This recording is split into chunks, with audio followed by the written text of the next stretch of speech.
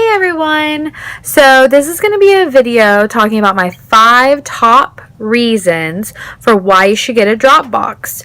So Dropbox is something that has made my career and me practicing a lot easier, a lot more efficient, and it's something that I think everyone should have because it's super easy to sign up for it. And yeah, so I'm hoping these reasons I give you is some incentive to go and get you a Dropbox yourself.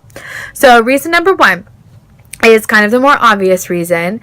It allows you to share documents with other professionals pretty easily. So you don't have to email it or anything like that. You just click on the little arrow on the side and you can enter in the information of the person you want to have access to that folder, that document. And what's really awesome is then they can edit it or you can edit it and then save it, and everyone has the updated version of that, which is really good, especially if you're working in a setting where you have many different therapists coming from different approaches on one client. Then they can all be on the same page, literally. And it's just, I feel like makes for better communication. So that's my reason number 1. My reason number 2 is, so this is something that has helped me immensely, especially being a contract music therapist. My schedule is a little on the crazy side, and sometimes it can get a little hard to remember where I'm supposed to be, what days, and so on and so forth. So something that has really helped me is having an Excel schedule that I typed out at the beginning of, like the school year or during the summer or whatever. And I then link it up to my Dropbox and download the Dropbox app on my phone. And then wherever I am, I can just easily pull up that schedule and see that, okay, today is Tuesday. I'm supposed to be here at 11:30. And it just makes it easier because you don't have to remember. You don't have to carry a planner. It just, you have the Dropbox there. And plus, from your phone, you can actually edit and put things in there and say, oh, so-and-so wasn't here for this session today. And that kind of helps you keep track when you get back home to your computer. And then you're not having to remember or write it down on a piece of paper, because if you're like me, you lose the paper and then you really can't remember. So it's just a very easy way to help keep track. So my reason number 3 is that you can have your clients' goals. What I did is I attached them on my computer to like a Dropbox folder.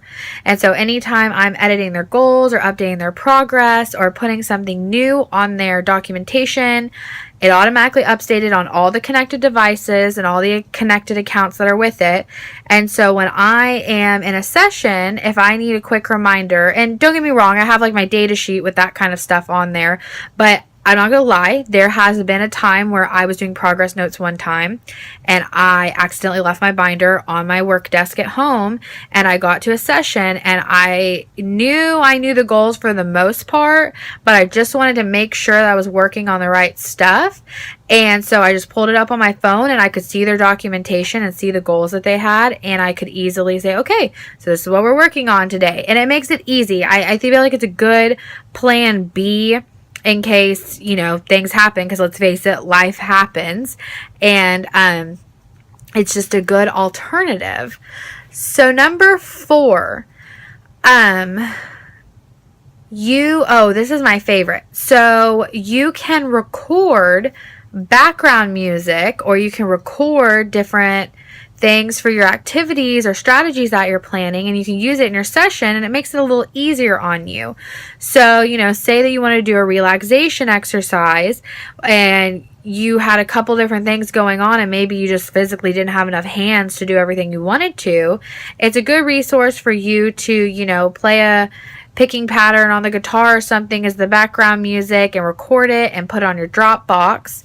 Then when you get to your session, you can pull up your tablet or your phone and you can play that background music while you're doing the other things going on, so you're not overwhelmed. It's like one less thing you have to do. Even though you played it before, it's still you, it's still original, and it can sometimes help you in your sessions for not being so stressed out.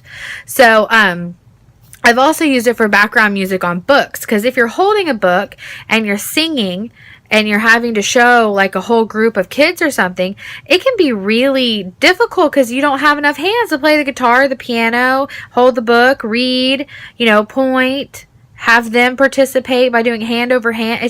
It's too much.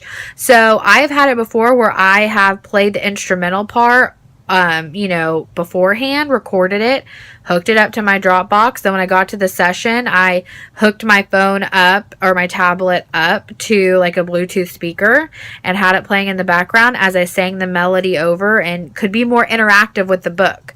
So that's something that I really enjoy doing.